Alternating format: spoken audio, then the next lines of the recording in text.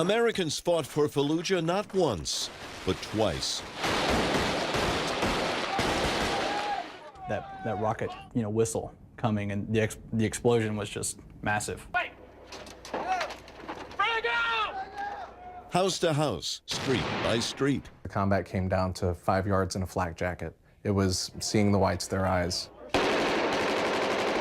I think mortars or rockets or something hit an ammo dump there, so it exploded big time. Some of the hardest, bloodiest warfare since Vietnam.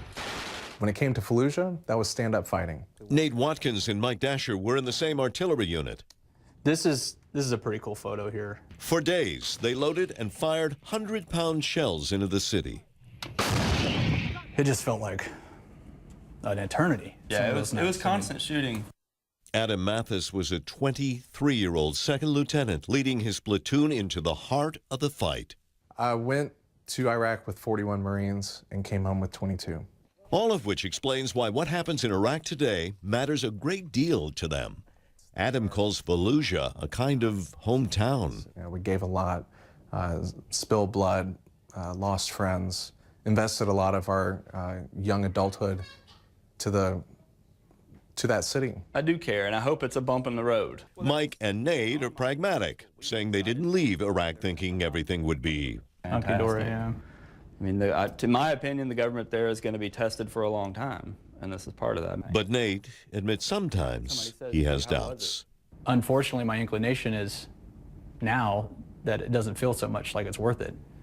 But I hesitate to say that because knowing the sacrifice that it takes and what's, been spent.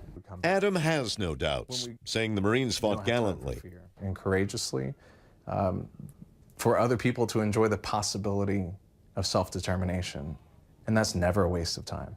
Which is why Adam says he and other Marines will be watching closely what happens next. Part of me is actually very excited to see how the people of Fallujah and Ramadi and Al Anbar, the people we lived with and grew close to even as we were fighting, to see how they actually stand up and determine for themselves how the future will be written. Martin Savage, CNN, Atlanta.